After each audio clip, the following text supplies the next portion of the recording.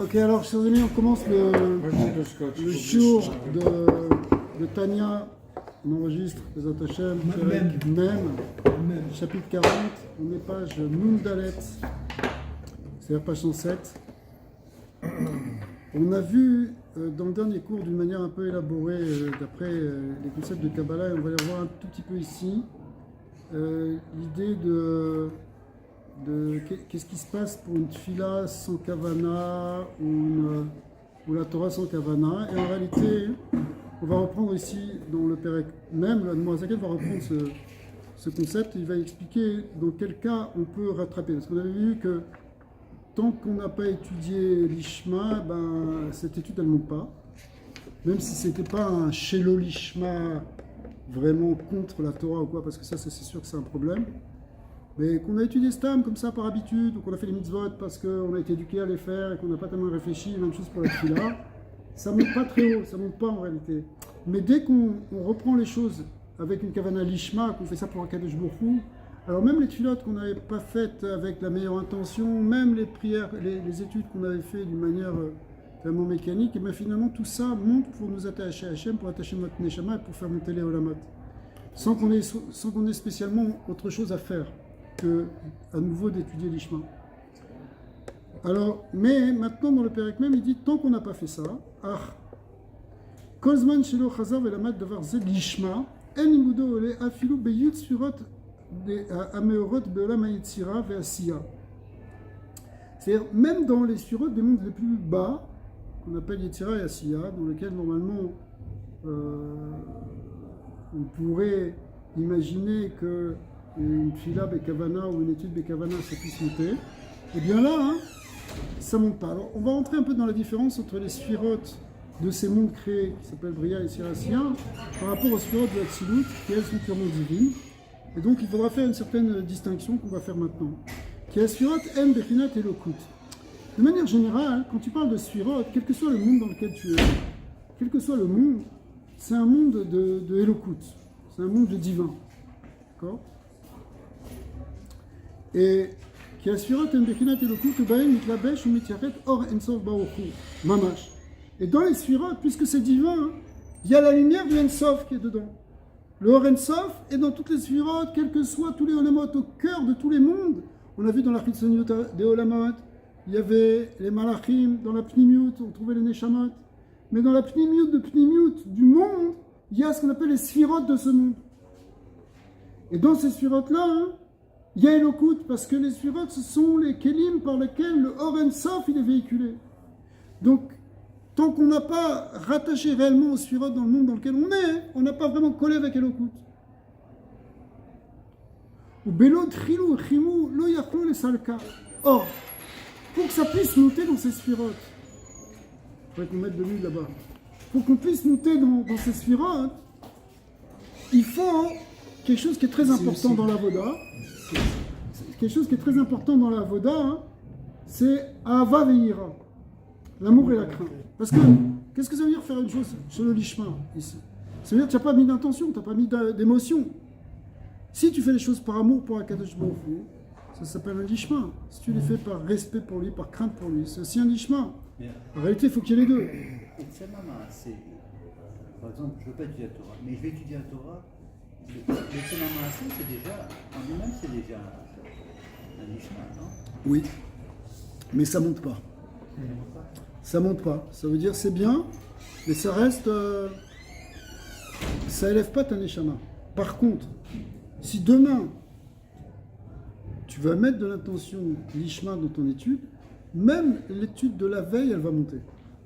Celle qui était restée, elle était restée en attente en quelque sorte, elle est en hold. Elle n'arrive pas à monter. Mais dès que, maintenant, tu vas rajouter de la hava, de la ira, de la gdusha, l'intention dans laquelle tu fais, tu vas pouvoir monter. Alors tout ça, ça s'appuie sur ces Tchinik Munezoar qui comparent l'amour et la crainte à deux ailes. Les deux ailes d'un oiseau, c'est ce qui lui permet de monter. D'ailleurs, s'il n'y a qu'une seule aile, on a déjà vu ça plusieurs fois, l'oiseau, il n'arrive pas à monter. Donc il faut à la fois chilou ou chimou. Il faut à la fois la crainte et l'amour. Pour ça, ce qu'on fait à chaque mitzvot, ceux qui font les Shem Yichud, ils disent les Shem Yichud Kshem Yichud Shkente, Betrilou Chimou. Pourquoi Betrilou Chimou? Be'ira ou Be'ava. Pourquoi? Parce que ce sont ce qui justement va permettre de faire monter cette mitzvah vers Hachem, c'est-à-dire qu'il y a une élévation spirituelle qui vient avec cette mitzvah. Sinon tu peux étudier la Torah, mais rester toujours dans le même niveau. Mais si tu veux que ça t'élève spirituellement, si tu veux voir comme les tzadikim qui sont en train de prier avec dvekout, qui sont en train d'étudier avec dvekout, il faut que tu mettes tes sentiments d'amour et de crainte vis-à-vis d'Akadosh Baruch Hu. Parce que sinon, lo yechala les salka les mikam kadam Hashem, ça va pas pouvoir faire monter cette fille-là ou si on n'a pas mis ces sentiments ou cette étude devant Hashem. Ki Moshe Katuv betikunim, rak limudo ole le chalot ou madurin she'en chitzoniut haolamot. Alors, comme tu dis, ça fait quelque chose quand même le Etzem Amassé, mais ça reste superficiel.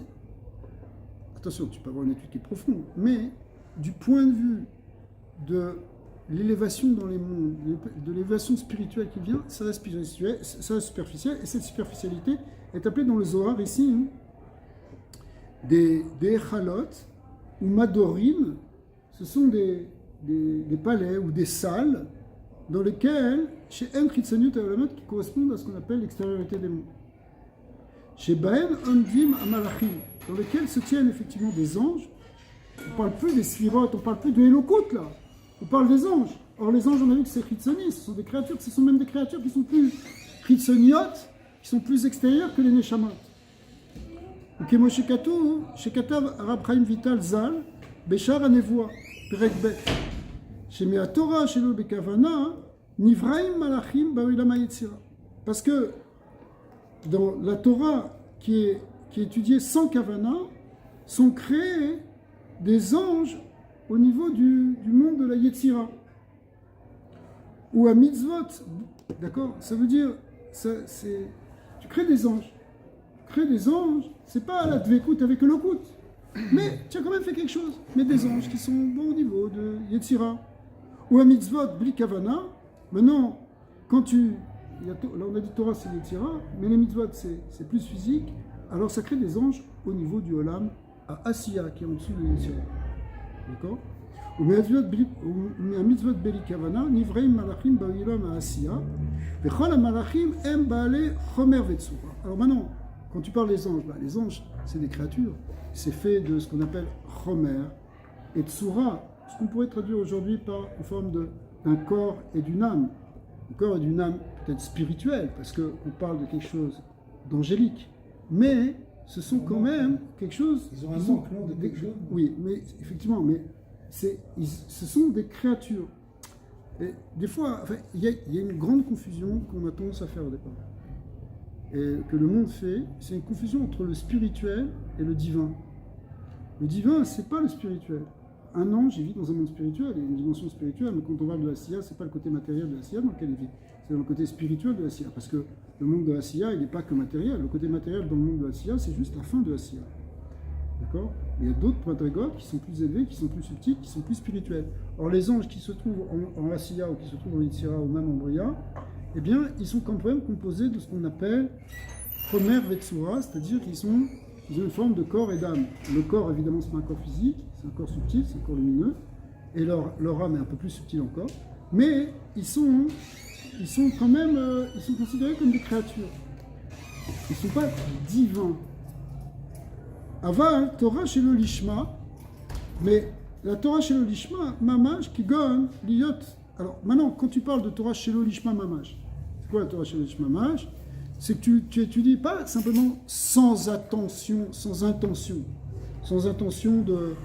de te rapprocher d'Hachem ou de réparer la Shrina ou d'amener le bien dans le monde.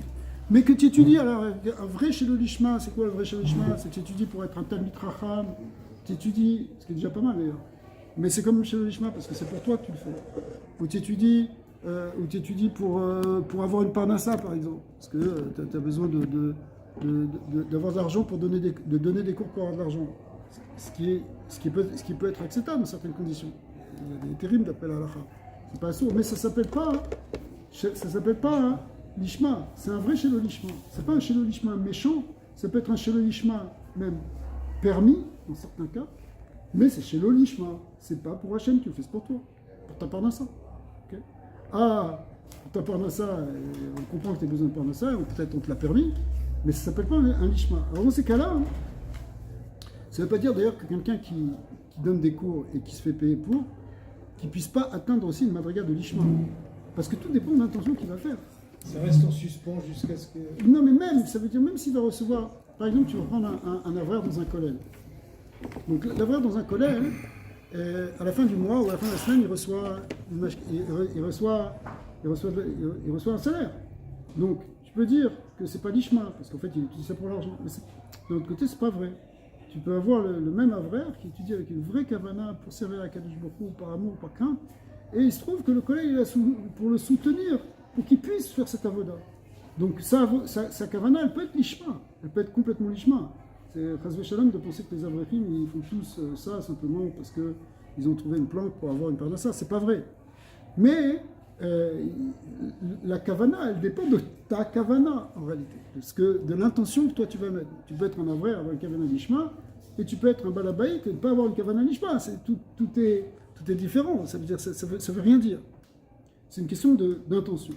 Alors, quand c'est une vraie Torah chez le Lishma, par exemple, le match que Yot Mitachan Gavna, Enaola Kla le Maala Afilu le Echalot ou Madur Amalachim. Alors là, ça monte même pas dans ces madrigotes-là extérieures. Quand est-ce que ça monte dans les madrigotes extérieures des palais des anges de Asiya, de Yetzira, on a dit? Eh bien, c'est quand tu n'as pas de kavana du tout. Tu as étudié comme ça par habitude, par routine. Ok, c'est ton CDR, tu n'as pas mis d'intention. Mais quand est-ce que ça monte vraiment vers Elokut? C'est quand tu fais avec amour et crainte d'Hachem. Donc on voit 3 madrigotes ici. La madriga l'ishma, dans lequel tu as de l'amour, de la crainte, tu fais ça pour servir Dieu. Ça monte et ça t'attache, et ça attache cette Torah à Dieu. Une kavana intermédiaire où tu n'as pas vraiment d'intention, c'est pas vraiment l'ishma, tu fais ça comme ça par habitude. Bon, ça reste superficiel dans les palais des anges. Et puis, une kavana où c'est vraiment pas l'ishma, alors là ça bouge pas. Ça sort pas du Beth Midrash, ça monte pas au-dessus du plafond. Mais ça fait quoi? Ça fait rien. Ça fait rien. Ça fait rien. Quand je dis ça fait rien, ça fait pas rien parce que tu as dit des livrets Torah et les livrets Torah, elles ont une kedusha en tant que telle. Donc toi, ça t'a mis dans un univers de Torah, ça a amené quand même un certain ormakif autour de toi. Ça amène une certaine protection, ça amène aussi un développement intellectuel. Il y a plein de choses que ça peut amener. Non, pas de chez le Lishma. Même chez le Lishma. Ouais. Mais au niveau de l'élévation spirituelle, quand on dit l'élévation spirituelle, ça veut dire... Parce que c'est quoi l'élévation spirituelle d'après la Kabbalah, d'après la Chassidut? L'élévation spirituelle, c'est pas un truc physique. C'est des niveaux de dvekut, des niveaux de proximité avec Hachem que ça va générer. Pour que ça génère des niveaux de proximité avec Hachem, il faut que tu mettes des intentions, une bonne intention. Une intention faite de te rapprocher d'Hachem, ou de faire plaisir à Hachem, comme on a vu, et comme on verra encore après, les différents niveaux de l'ishma, quand on fait ça comme un fils qui veut servir ses parents, qui veut faire kibboud aven pour leur faire plaisir. Il ne fait pas ça pour lui. Et dès que son père il voit qu'il a besoin d'un verre d'eau, il court pour lui donner. Pourquoi? C'est un vrai lishma en réalité. Il ne fait pas en se disant ouais, mon père, ça il va m'aimer, il va me donner une récompense. Non, tu as envie de faire plaisir. En réalité, notre travail d'attachement, elle peut être la même chose. Ça s'appelle lishma. C'est un des degrés de lishma. C'est une des manières de voir le lishma. Et vouloir atteindre des degrés. C'est pas vraiment l'ishma. C'est une négia. Chazak, c'est une négia, absolument. Quand tu fais ça pour atteindre des asagot, pour avoir des madrigot, souvent dans la chassidut, en particulier la chassidut rabbad, on rejette cette tendance-là à étudier pour atteindre une madriga. Le gars, il veut Elio Hanavi, le gars, il veut... Ok, tu veux tout ça, mais tu n'étudies pas ça pour ça. Tu étudies et tu fais même une avoda et tu fais des yichudim, tu peux faire des ta'anit, tu peux faire beaucoup de choses. Mais il faut le faire avec la bonne intention, c'est-à-dire pour servir Hachem, pas pour te servir toi. Parce que même chercher à avoir une madriga en tant que telle, c'est te servir toi. Mais d'un autre côté, la Neshama, elle a aussi, comme on le voit dans le Télim qu'on vient de commencer et qu'on va faire pendant tout le mois d'Elul et un peu ensuite, Achat Shaltim et Hachem, il y a une chose que j'ai demandé de toi, David Amelach, Chazot Beno Hachem, Shifti Bevet Hachem, il veut être là, baigné dans la lumière d'Hachem, être assis dans être assis dans le palais d'Akadosh Baruch Hu. C'est normal qu'on ait un désir d'être proche d'Hachem. C'est normal qu'on veuille être, qu'on cherche la dvékout. La Neshama, elle cherche la dvékout. Mais c'est vrai que dans certains Maharim de Chassidut, on dit même ça, hein, ce qui est marqué dans ce livre, c'est encore qu'une madriga de Avoda. Il y a des Avodot où on ne cherche même pas ça. Ça, c'est plus haut au niveau de son Chassidut, où la personne ne cherche strictement rien pour elle. Elle ne cherche rien qu'à faire des choses pour Akadosh Baruch Hu, qu'on reçoive quelque chose, qu'on se sente bien, qu'on ne se sente pas bien, peu importe. Bon, ça c'est des madrigas. Mais en tout cas, hein, tu as raison de souligner ça. Ok, il y en a, les malins, afilou les echalot ou madour amalachim de Gdusha. Et là, nishret le mata, beolamazé, à Gashmi. Ça reste dans quelque chose de Gashmi. À la limite, c'est pas tellement plus kadosh que d'avoir étudié les maths. D'accord? Quand tu étudies les maths, tu ne fais pas pour la dvékout avec Hachem. Tu fais parce qu'il faut que tu passes un examen. Il faut que parce que tu veux comprendre quelque chose, tu veux régler un problème, tu veux toutes sortes de choses. Mais ça reste quelque chose qui reste gashmi, même si c'est une étude intellectuelle. Mais c'est une étude intellectuelle qui reste dans mon matériel, qui ne s'approche pas du divin. Moins de voir les mathématiques comme quelque chose de sacré qui vient de Dieu, tout ça, mais ça c'est encore autre chose. Est-ce qu'il vaut mieux... Les gématria, ça vient de là. C'est une question un peu bête pour qu'on connaisse la réponse, mais est-ce qu'il vaut mieux de faire quand même que de ne pas faire? Est-ce qu'il vaut mieux... Non. Alors, il y a un grand principe qu'on a vu un peu la semaine dernière, qui était tout en haut de la page Namdalet, enfin, ça commençait la page d'avant, c'est Leolam Yasok Adam chez le Ishma, chez le Ishma, Balishma. Il faut toujours étudier. Alors, il avait expliqué pourquoi. Pourquoi? Parce que malgré tout, même si la Gdusha, elle est en exil, elle est pas, on la voit pas parce qu'on étudie chez le Lishma, on la voit pas parce on est encore éloigné du divin, malgré tout, elle est habillée dedans. Donc il y a toujours une Gdusha dans les livrets Torah qui fait que ça va t'amener à un moment ou à un autre à étudier l'Ishma, et quand tu vas étudier l'Ishma, ça va faire remonter tout ce que tu n'avais pas fait. Ou tout ce que tu avais fait chez l'Ishma. Alors, le problème quand on étudie chez l'Ishma Mama, c'est-à-dire avec une vraie mauvaise intention, entre guillemets, c'est que ça nous attache, c'est où Madour, dans l'homme à Gashmi, l'homme à Gashmi, il s'appelle Madour à Klipot, c'est en fait un lieu où il y a des écorces. Quand on dit des Klipot, ça veut dire des forces négatives. Et il ramène dans la Haggadah, les petites notes à gauche, Moshe Katouf Bezoar, Chelek Gimel, Daf Lamed Aleph Amud Bet, Daf Kuf Kav Aleph Amud Bet, Ain Sham. Qu'est-ce qui est marqué là-bas? Aïmila Salka, cette parole, elle monte, ou Bak'a Rekiim, elle transperce les cieux, verroulé. Veiter Ma Deiter, elle éveille ce qu'elle éveille, Itav Tav, verroulé. Si c'est bien, c'est bien, si c'est pas bien, c'est pas bien. C'est-à-dire que si tu as une mauvaise intention, ça va partir dans une certaine direction, mais qui va t'attacher parce que Shalom au Klipot. Si ça marche bien, oui, pardon. Non, vous terminez, je m'excuse. Si l'intention elle est bonne, ça va traverser les mondes pour s'élever vers Akadosh Baruch Hu, ça va traverser les cieux, mais sinon, ça va aller dans la direction opposée. Parce qu'en fait, si vous voulez, un grand principe, c'est que l'intention, c'est la kavana. D'accord? Mais c'est quoi la kavana? L'intention, la kavana, c'est une direction. C'est comme la direction que tu imprimes à un arc et une flèche. Donc, la flèche, elle va partir. Maintenant, dans quelle direction tu la fais partir? Soit tu la fais partir vers le haut, soit tu la fais passer, elle va tomber dans la terre, soit elle va aller dans un mauvais kivoun. Donc c'est pour ça que c'est ce que dit le Zohar là-bas. Ça va monter, mais ça va monter de quel côté? Ça va partir de quel côté? Quel est un exemple de mauvaise intention? Alors, là, les mauvaises intentions qu'il a données, c'est des mauvaises intentions qui sont pas très mauvaises. Par exemple, le fait d'étudier pour être un Talmid Racham, pour être appelé un Rav, pour avoir un poste, pour avoir une paye. Ok, c'est pas une intention très noble, mais c'est pas non plus 100% mauvais. Mais malgré tout, ça attache à la kippa. Après, il y a des mauvaises intentions qui sont pires que ça. C'est celui, comme c'est marqué dans Tosfot, celui qui étudie les kanter. C'est quoi les kanter? Il étudie la Torah pour bien la comprendre, pour aller casser des talmidei chachamim, pour montrer, je vais l'apprendre pour montrer les failles, etc. Il n'y arrivera pas, mais c'est pour ça qu'il le fait. D'accord? Alors ça, c'est son intention, elle attache vraiment aux forces du mal. Ouais. Ce que je voulais vous demander, c'était par rapport à moi, je pense. On arrive, on dit ok, il y a le cours de Tania ce soir, tu es fatigué, tu as ça, tu viens, tu te lèves, tu vois, est-ce que c'est considéré pas l'ishma déjà tu vois, tu te bats avec toi-même, tu dis ok, il faut que j'aille à mon cours, il faut que ça. C'est pas évident. Vous voyez ce que je veux dire? Je veux dire, dans ta chambre, qu'on soit au niveau de. Alors maintenant, la question c'est pourquoi tu dois aller à ton cours. Alors, si c'est par idée de Kabbalat Ol, tu te dis, bah, c'est pour servir à Kadosh Baruch Hu, même quand j'ai pas envie, je le fais, même quand j'ai un petit coup de flemme, je me force. C'est une grande valeur. C'est une très grande valeur parce qu'on n'a pas l'impression que tu mets les grands sentiments, etc. Mais au contraire, ça fait appel à une force de la Neshama qui est très importante. Dans les sueurs de la Neshama, ce niveau-là de Kabbalat Ol, c'est le dernier niveau qui s'appelle Malchut. Malchut, c'est Kabbalat Ol Malchut. Donc tu fais ça parce que Akadosh Baruch Hu nous a demandé d'étudier la Torah, je le fais et je me casse. En réalité, c'est une très grande valeur et ça ouvre des portes qui fait qu'après, plus tard, tu vas pouvoir le faire avec Ahava Vira. Et donc on est obligé de passer par des moments aussi où on est, ce qu'on appelle dans des mochim de 4 notes, où on a l'esprit, où on est un peu fermé, on n'a pas envie.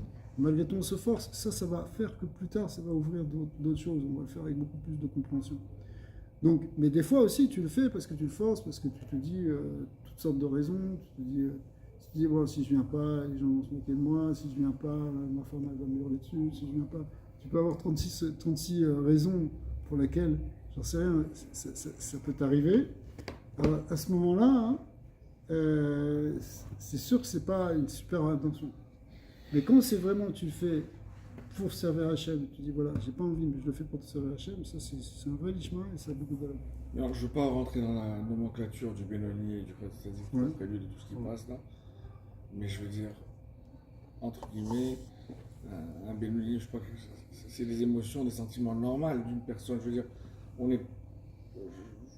Parce que tu as un tzaddik là, tu vois ce que je veux dire, c'est. Quand tu es mêlé dans ce monde, automatiquement, tu as ces deux forces qui se tirent en toi, tu vois. Donc, est-ce que tu vas pouvoir arriver à ce lishma vraiment ou notre étude, je ne veux pas dire qu'elle est en vain, parce que moi je pense que si tu donnes du temps, tu dois quand même donner du temps. Non, voilà, c'est ça, c'est jamais Non, mais en quand vain. tu te forces pour aller à un shiur, c'est une grande valeur. C'est une grande valeur, c'est certain. Tu es dans une. Même sans entrer dans le concept de l'ishma, chez l'ishma, c'est encore un autre concept. C'est une que tu es dans une guerre contre ton Yetzara. Tu gagnes ton Yetzara. Ok. Merci. Il ramène ensuite une autre source, toujours dans la gare, une autre source du Zohar qui dit Mila de Oraita dit David Mina Kala, la parole de la Torah elle fait un col, une voix, un chant, les salik, les roulets qui montent. Donc, Kalin de Oraita, les Sluta Bakin Rekinin, et là-bas aussi c'est marqué encore que les paroles de Torah et de Tfila elles transpercent les cieux. Donc c'est effectivement vers quoi il y a une puissance en fait dans l'étude de la Torah, une puissance dans la Tfila, spirituelle évidemment, qui fait que ça peut monter, mais à toi de l'orienter. Ok, Moshe Katouf Bezoar al-Passouk, je reprends dans le texte, les petites lignes, ok, Moshe Katouf, enfin dans le côté droit de la colonne, Moshe Katouf Bezoar al-Passouk, Ma Yitron le Adam, Bechol Amalo, à quoi bon la peine de l'homme dans ce monde, Bechol Amalo, chez Amol Tachat Hashemesh, tout cet effort qu'il va faire sous le soleil. Moi, Meller, il dit ça de manière un peu déprimante. Il dit à quoi ça sert tous ces efforts que tu vas faire sous le soleil à la fin de te rester. Okay. Mais le Zohar, évidemment, il pousse les choses un peu plus loin et il dit même Amalo Shel Torah. À quoi bon les efforts que tu fais d'étude de la Torah si finalement ça ne monte pas? Alors évidemment, nous on a dit qu'il y a un rattrapage parce que si ça n'a pas monté aujourd'hui, tu peux le faire remonter demain. Mais sur le moment, a priori, ça ne monte pas. Même les efforts de la Torah, le Zohar ici, le fait pour tes honneurs, eh ben, ça ne va pas monter, mon ami. Ça va t'attacher, au contraire, à quelque chose de négatif. Est-ce que le lishma lui-même, c'est un dégradé? C'est-à-dire on peut arriver déjà à un premier niveau de lishma qui va nous permettre de surtout monter, ou il faut arriver à un lishma, c'est une catégorie, tu es out? Non, absolument, c'est une très bonne remarque. Le lishma, c'est quelque chose de relatif par rapport à un certain niveau. Autrement dit, quelque chose que tu as fait lishma aujourd'hui, pour toi c'était lishma, mais demain, tu le verras comme quelque chose qui était bon. Encore un peu chez le lishma par rapport à un niveau plus affiné de ta relation, plus affiné de ton intention. Plus tu vas faire les choses avec. Pour comprendre cette idée d'évolution et de progression, tu peux prendre par exemple.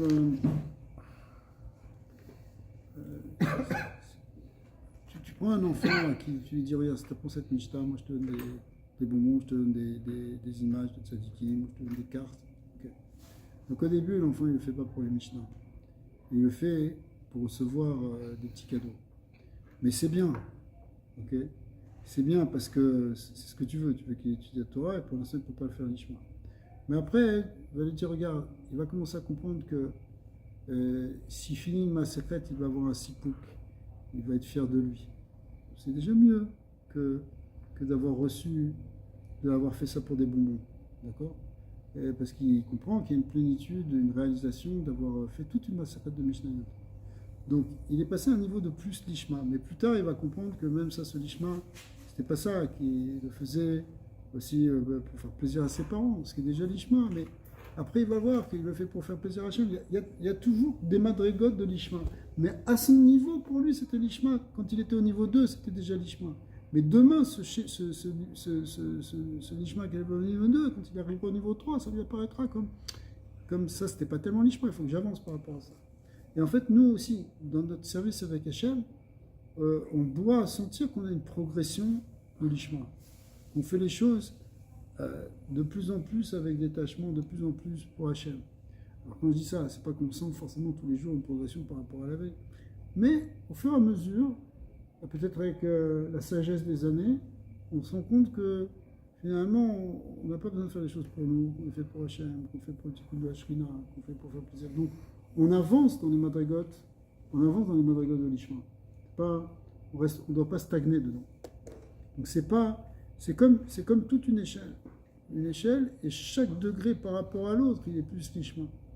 Et il semble moins l'ishma que celui par rapport au niveau qui est au-dessus. Alors, Iavid Begin Yekere, Veze Shekotouv, c'est aussi ce qui est marqué, Ashrej Visheba, les Kal, le Talmudo Beyado, Pirouche et le Nishar, les Mata Beolamazé. Très très belle dracha ici. Et heureux celui qui vient avec son Talmud, avec son étude dans sa main, qui vient avec son étude dans sa main. C'est quoi Talmudo Beyado? Ça veut dire ici, ça veut dire que son étude elle est montée. Donc quand lui il monte dans la Mava, son étude elle est montée aussi. Pirouche, chez le Nishar et Mata Beolamazé. On parle d'une étude qui ne va pas rester en bas dans la Mazé. Même si on dit, a priori, ce qui pourrait être une contradiction. On dit, bon, ta Torah, elle ne s'approche pas d'Hachem. Mais d'un autre côté, c'est marqué dans le Zohar que la Torah elle-même, elle est divine. La Torah, elle fait un avec Dieu. Alors, qu'est-ce que ça change que tu fais l'ishma ou pas l'ishma? Dès que tu dis du vrai Torah, c'est la parole de Dieu qui est en toi, c'est du divin qui est dans ta bouche. Donc, peu importe l'intention. Ouais. Alors, c'est la question qu'il pose maintenant. D'où on sait ça? Parce que lui et sa volonté font un. Alors la Torah, c'est l'expression de sa volonté. Or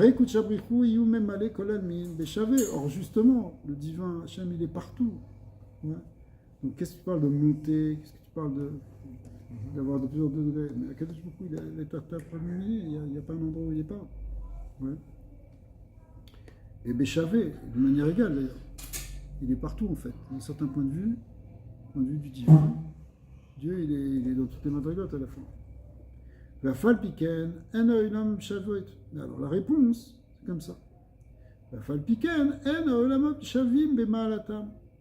C'est vrai, Hachem il est partout et il est égal partout, mais les mondes ils sont différents. Les mondes, c'est-à-dire, on va voir, il va distinguer deux choses, mais de manière générale, les mondes ici vont se distinguer. On a parlé déjà de Sia, Yetzia, Bria, etc.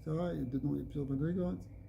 Ces mondes, ils se distinguent par le niveau de révélation de lumière qu'il y a dedans. On va voir qu'ils vont dépendre à la fois des kélim de ces mondes et en même temps du degré de lumière qui peut se révéler. Donc plus un monde, si vous voulez, pour le dire simplement, plus un monde, il est élevé, ça veut dire que c'est un monde où la lumière de Dieu est plus révélée. C'est quoi l'élévation d'un monde? C'est un niveau de révélation de lumière. Alors, c'est ce qu'on va expliquer. Il va falloir un petit peu s'accrocher, mais c'est pas très difficile. Ve'afal piken, ha'olamot shavim b'ma'alatam, ve'ashin ou be'amekabelim. En réalité, ce sont les Mekabelim, c'est-à-dire les créatures qui se trouvent dans ces mondes, ça peut être nous y compris. Eh bien, c'est pour nous qu'il va y avoir des différences. Dieu, de son point de vue à lui, répétons-nous ça bien, il n'est absolument pas changé par quoi que ce soit de la création du monde, ni par le Tzimtzum, ni par l'expansion des Sphirot, ni par quoi que ce soit. Il est chavé, il est égal dans toutes les madrigotes. Dieu, il est autant en haut qu'en bas, autant dans Hatzilut que dans Asiya. Qu'est-ce qui distingue Hatzilut de Asiya? Si Hatzilut c'est le plus haut monde et Asiya le plus bas, c'est quoi qui distingue ça? C'est le niveau de révélation de ce Dieu pour les créatures qui s'y trouvent. D'accord? C'est ce qu'il explique. Ça dépend de Mekabelim. Et ça se fait sur 2 points. Beshne Bechinot. Aechad, Sha'elionim, Mekablim, Aera, Yoter, Gdola, les Enketz. Premièrement, les niveaux d'en haut, les olamot d'en haut, les créatures d'en haut, elles reçoivent beaucoup plus de lumière. Beaucoup plus de lumière. La lumière est beaucoup plus intense, la lumière est beaucoup plus forte dans Hatzilut que dans Asiya. C'est qui ça? Ouais, mais ils ont peu importe. Pour l'instant, peu importe. On n'est pas en train de dire si c'est Tzadikim, les Neshamot, etc. On est en train de ce qui définit la madriga d'un olamot. Ce qui définit la madriga d'un olam, c'est que dans ce olam, il y a une révélation pour ceux qui s'y trouvent, pour ce qu'il y a dedans, y compris même peut-être, en tout cas, eh bien, qui est d'une lumière beaucoup plus... Ce qui s'y trouve comme révélation, c'est une lumière plus grande. C'est comme si Hachem, il montre plus sa lumière dans ces mondes-là que dans les mondes d'en bas. Et ça, il dit, c'est extrêmement différent, hein, les Enquêtes. Il y a beaucoup de différences entre ce monde-ci et l'Olam Hatzilut. C'est énorme la différence de révélation de lumière qu'il peut y avoir. D'accord? C'est que de la lumière. Ça, c'est la première chose. Vachenit, chez Mekabelim, bli levushim ou masarim rabim kolka. Deuxièmement, c'est que les filtres qui véhiculent cette lumière, ils sont beaucoup plus fins et ils sont moins nombreux dans les mondes supérieurs que dans les mondes d'en bas. Donc, d'un point de vue de la lumière est plus intense. Deuxièmement, les kelim qui filtrent cette lumière, ils sont beaucoup plus fins et moins nombreux dans les mondes supérieurs. C'est un noir, parce qu'il y a moins de Alors, filtres.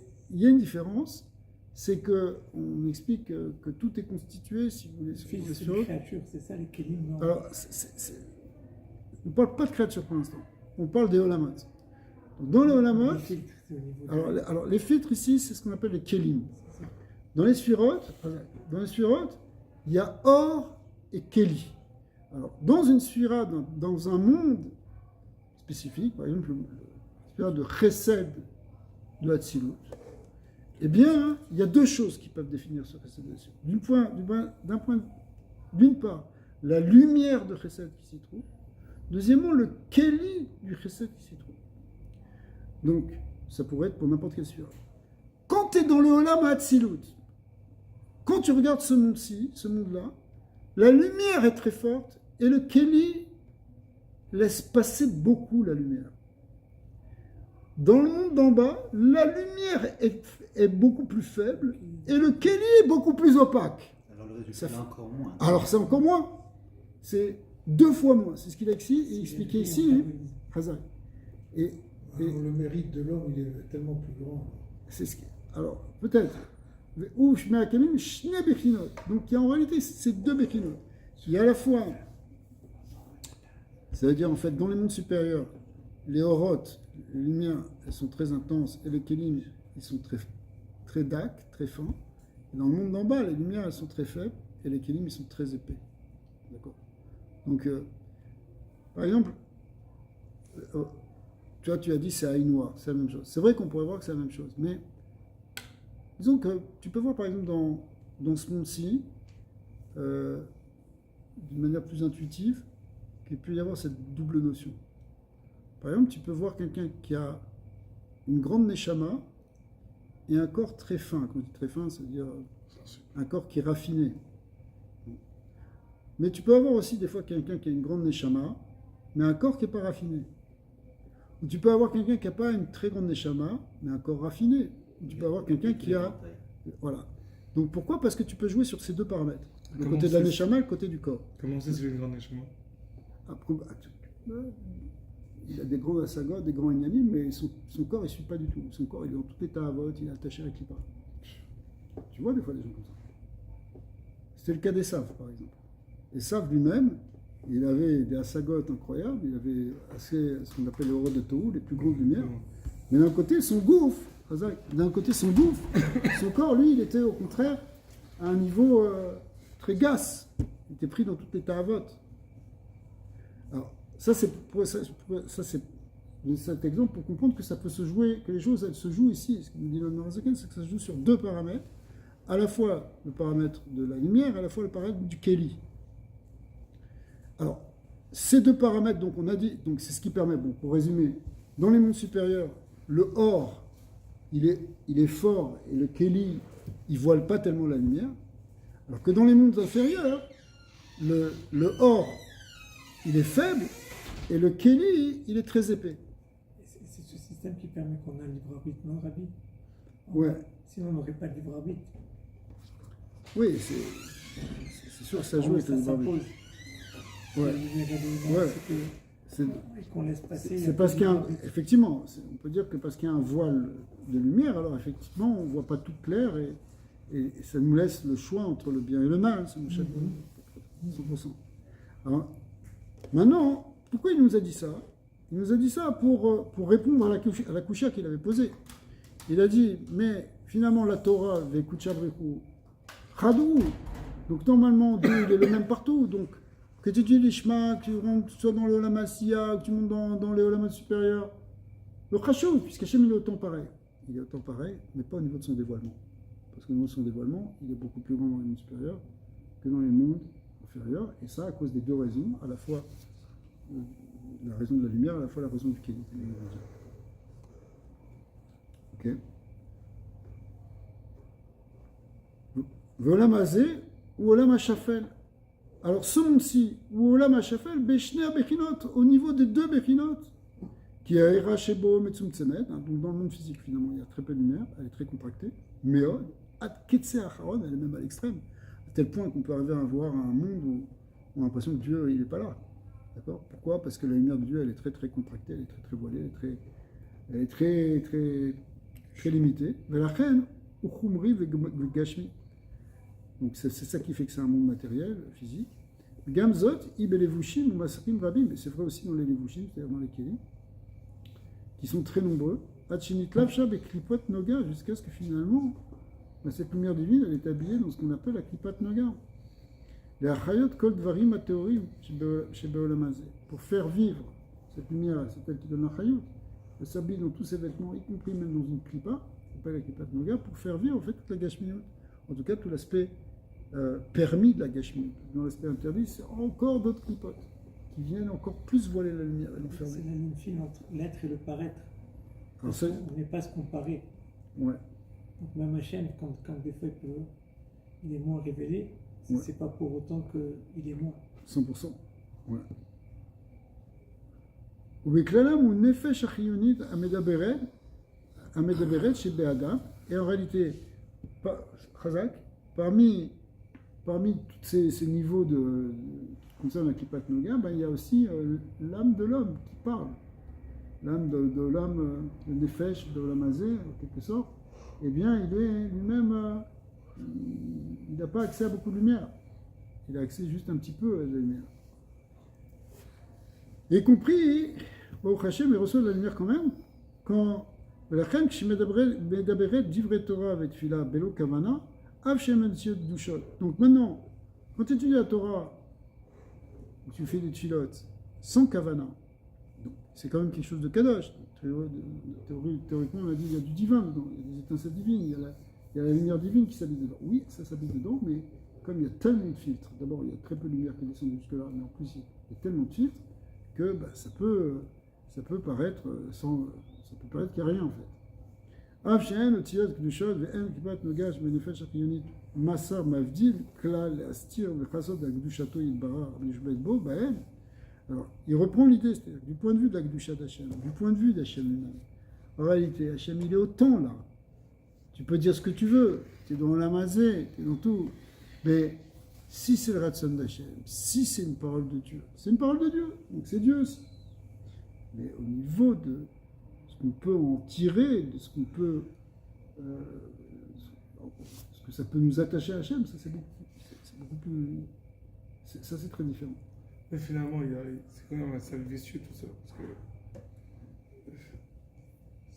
que quand tu étudies l'Ishma avec Avavira, ce qui crée une plus grande écoute, un plus grand rapprochement avec Hachem, donc c'est un impact sur toi. Tu sens une élévation spirituelle et ça te donne la force de continuer. Ouais. Et quand tu es de l'autre côté, en fait, tu étudies pas l'Ishma, il peut te sembler comme s'il n'y a pratiquement pas de lumière qui descend. Donc tu es coincé, à moins qu'il y ait une petite de corps voilà, qui vient de l'extérieur. Voilà, tu as répondu à ta question. Sinon. C'est pour ça qu'on a le mois des Louls. C'est ça. On a le mois des Louls pour nous réveiller de la torpeur qu'on a, parce que petit à petit on s'est endormi dans notre travail d'attachement au cours de l'année. Chacun on était là dans notre réalité physique, dans notre téléphone, etc., qui fait que on arrivait on finissait par s'endormir par rapport à la conscience d'Hachem, par rapport à la Kavana. Et voilà que maintenant, Elul, Hachem il nous donne un Zman propice pour éveiller notre amour pour lui. Aoué Bashoshanim, Ani les Dodiv et Dodili. Ça veut dire Ameler Bassadeh. C'est quoi? C'est Ameler Bassadeh. C'est Hachem, il se met à notre niveau pour qu'on ait envie de se rapprocher de lui. C'est comme s'il se rapproche de nous, pour qu'on puisse se rapprocher de lui, qu'on a envie de se rapprocher de lui. Alors il le fait discrètement, il s'habille avec la gentillesse d'un roi dans le champ. Et là, on se réveille. On aurait cru que dans la Torah, de manière intrinsèque et indépendante, que voilà, ça t'emporte. Oui. C'est-à-dire, on aurait cru que voilà, tu t'es battu pour arriver, tu es rentré, et maintenant. Ouais. Mais pourquoi? Il y a une Gemara qui dit, fameuse Gemara, c'est Yazvouni, qui m'abandonne, le Yazvou Dvari ou Torati, qu'ils abandonnent pas ma parole. Pourquoi? Parce que même si quelqu'un il lâche la Torah, mais qui continue d'étudier la Torah, il va finalement faire tchouva.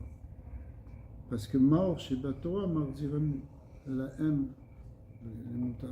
C'est-à-dire qu'il y a une force intrinsèque, effectivement, à la Torah, puisque c'est une parole de Dieu, même si c'est en exil, etc., qui fait que ça va te donner envie de faire tes choix. Mais quand il est dans le Sadé, sa lumière, alors on peut dire qu'elle brille quand même plus dans Asiya que d'habitude. Ouais. C'est ce qu'elle explique le Noirazakan. Il y a Yud Gimel Midot de Rachamim qui brille plus. C'est comme un or makif qui fait qu'il y a plus de lumière. C'est quoi cette lumière de Yud Gimel Midot de Rachamim? C'est la lumière d'amour d'Hachem. Pendant Elul, on devrait se sentir bien. D'ailleurs, on se sent bien. Pourquoi? Parce qu'il y a l'amour d'Hachem qui brille plus que dans les autres mondes. Mais la avoda, maintenant, c'est que nous, on se réveille par rapport à ça. C'est-à-dire que le fait qu'il y ait cette lumière, cet amour d'Hachem qui se met à notre portée, eh bien, ça doit éveiller notre envie de se rapprocher de lui. Et c'est ce qu'on doit faire pendant l'avoda de Elul. Mais effectivement, il y a un peu plus de lumière que d'habitude.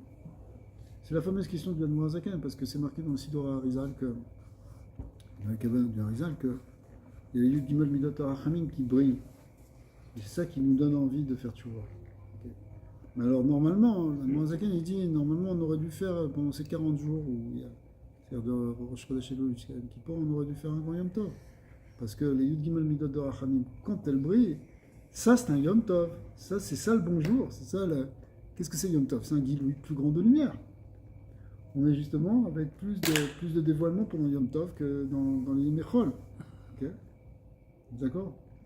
Alors il dit, en réalité, ça brille, mais pas trop. Ça brille suffisamment pour qu'on ait envie de se réveiller, qu'on ait envie de faire tchouva. Donc on a envie de faire des stépotes, on a envie de se rapprocher de Rosh Hashanah, on a envie de commencer à écouter le Sheifar. Okay. Le Kolzé, c'est... Quand est-ce qu'on fait ça? Ben ça c'est... Quand est-ce que ça se fait? Ça se fait pendant ces 40 jours, justement. Donc c'est pas encore vraiment le grand dévoilement qu'on va avoir les jours de Yom Tov, les Mutolim et les Norim, mais c'est quand même un certain dévoilement, et cet amour-là, ça nous met dans une bonne ambiance qui fait qu'on a envie de faire chose.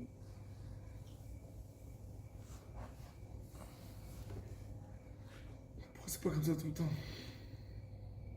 Ouais. Après, ce qu'ils étaient un peu meilleurs, c'est plus vraiment Que le je bon vois, arbitre. c'est ça. Non, mais justement, c'est la bonne mesure, mais c'est pas Yom Tov. C'est pas comme si tout le monde devient sadique au mode de l'autre, quand même. Dans la théorie, parce que c'est pas une vraie théorie, parce qu'on peut voir autrement, mais dans la théorie, si les Bnei Israël n'avaient pas fait le Vaudor, les 40 premiers jours, depuis Shavuot jusqu'au 16 Tammuz, eh bien, ils étaient marqués par cette Midat HaRachamim. Et ça aurait marqué tellement les choses qu'avec les premières lochot, avec le Beit HaMikdash éternel, et Yud Gimel Midat HaRachamim, elle brillerait réellement tout le temps. À cause de toutes ces fautes, et de fautes d'Adam Harishon, etc. Alors, la Knesset Israël, l'Assemblée des âmes, la Malchut, elle ne reçoit pas vraiment toutes ces Yud Gimel Midat HaRachamim tout le temps.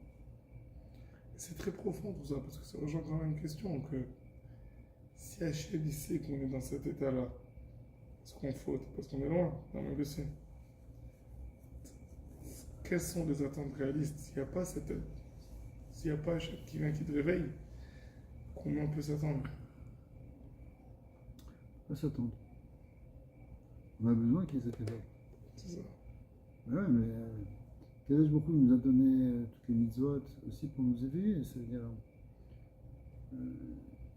il y a un lien de mitzvah goret mitzvah. C'est ce qu'on a dit. Chez le Ishma, Balishma. Avance, vas-y, fais-le, même si c'est pas encore génial. De toute façon, même le jour où on va arriver à un autre niveau, à un grand niveau d'Ishma pour nous, c'est encore rien par rapport à un niveau d'un tzaddik. Ouais. Son intention, sa kavana est beaucoup plus profonde que la nôtre. Donc, mais c'est pas grave, parce que ça c'est par rapport à notre niveau à nous.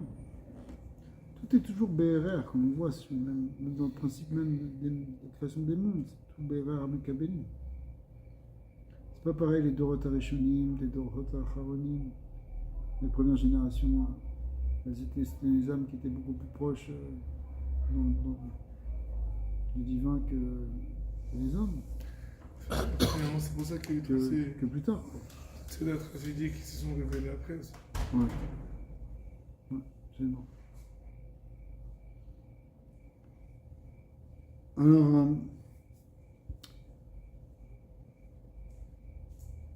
donc, alors, bien qu'on est dans un Chazak Bochaba, bien qu'on est dans le Olam à Tarton et que la lumière elle est vraiment au minimum et que les Vushim ils sont très grands, malgré tout, c'est vrai que la Kedusha d'Hachem elle est partout pareille d'un certain point de vue.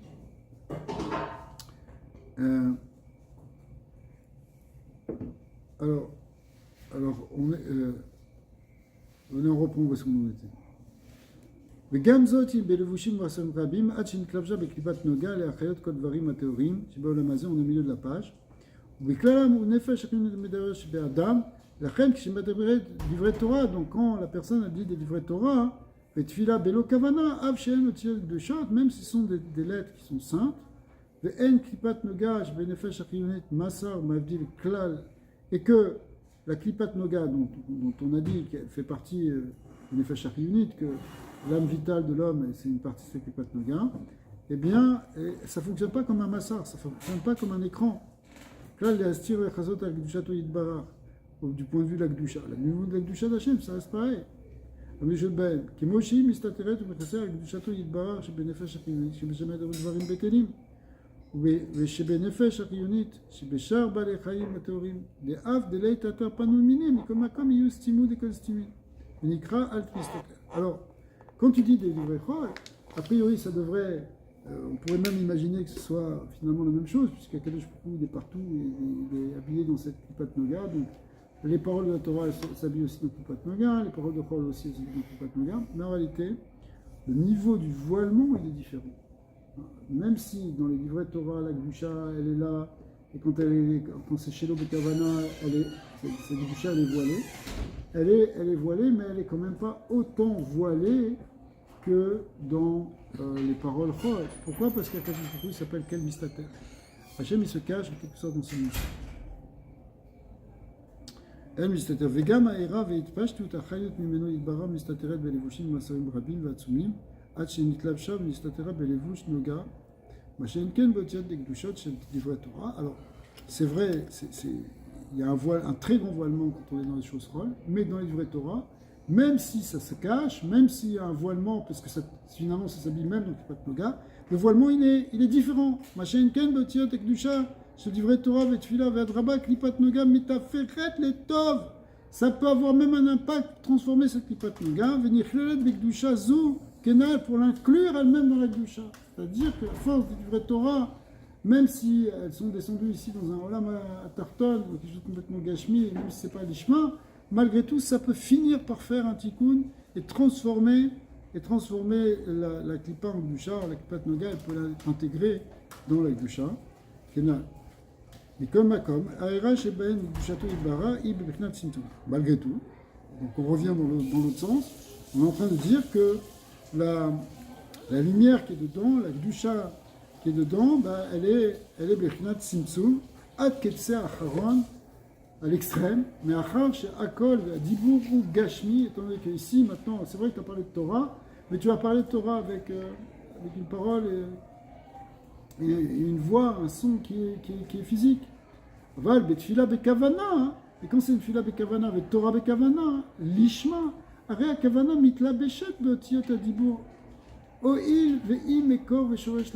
à ce moment-là, Kavana elle-même, elle s'habille dans ses lettres, dans cette parole, dans ces lettres de ces mots, si vous voulez. Pourquoi? Parce qu'en réalité, elle est elle-même la source. Parce qu'elle en est la cause. C'est parce que tu avais cette intention que tu as dit des livrets Torah maintenant. Pourquoi tu as dit ces livrets Torah? C'est pour faire plaisir à Hachem. Pourquoi tu avais dit ces livrets Torah? C'est par amour et par crainte. Donc finalement, qu'est-ce qui a été le moteur? Qu'est-ce qui a été la cause de ces livrets Torah? C'est une intention lishma. Donc cette intention lishma, elle s'habille maintenant dans ses paroles, dans ses lettres, dans ses voix, ouais, dans ce col, ou chez Michamata, Besibata, Imedaber Otziot Elu, la reine Imale Otam Ad Mekomam Beyutziot de Isiao de Bria. À ce moment-là, elle a cette force, cette kavana de pousser, de faire monter, comme on a vu dans le Zohar, dans la note, il disait, c'est de percer les cieux et de l'amener jusqu'au Yud Sfirot de Yetzira et même de Bria. Et Fima chez Ia Kavana Betrilou Chimou, suivant que cette kavana d'amour et de crainte et d'amour, elle est au niveau sirliim, comme on l'avait vu. Si c'est des niveaux supérieurs d'amour et de crainte qui viennent de méditation spirituelle, un amour et une crainte métaphysique, eh bien ça nous amène dans l'Olam Bria. Et si c'est un amour et une crainte qui est plus au niveau des émotions, plus au niveau des sentiments naturels de la personne, ça va nous faire monter ça fait monter cette Torah, cette fille-là, jusqu'au Olam, à Yetzira Sam. Oteviim Kena. Ok, il y a Trilou Chimou Sirliim, mais Trilou Chimou Tiviim. La crainte et l'amour spirituel, bien ça amène jusque dans le monde de Bria. Par contre, la crainte et l'amour naturel, au niveau plus émotionnel et sentimental, ça amène au niveau des Kena. Vesham Meir V'Misgale Oren Sovorku. Et dans ces sphirotes, on a expliqué, dans ces niveaux de ces sphirotes, puisque dans les niveaux des sphirotes, quels que soient les olamot, il y a la dimension divine. Donc ce qui est intéressant, c'est que même dans le olam hazé, enfin dans le olam asiya, il y a le Oren Sof qui est là dans les sphirotes. Eh bien, mitgale Oren Sof baruchu shiu ratson elion baruchu, qui en fait, c'est quoi le Oren Sof ici? C'est la volonté. Dans les Sfarim Akidoshim, c'est marqué que le ratson elion, la volonté suprême de Dieu, c'est le Oren Sof. Une des manières d'expliquer ce que c'est que le Oren Sof, c'est d'expliquer que c'est le Ratson. Là-dessus, il y a beaucoup de discussions, beaucoup balim, mais on peut retenir comme ça. Mais Ravi, les séphirotes, elles sont les mêmes dans les 4 mondes. Puisqu'on Non. parlait de Kilim, alors donc c'est ça, elles sont différentes pour laisser passer plus de. Ouais. C'est-à-dire, en tout cas, à l'intérieur d'elle, L'attribut le même. mais après il y a des différences, on peut faire des différences, mais à l'intérieur d'elle, il y a le Oren Sof qui est véhiculé. Donc,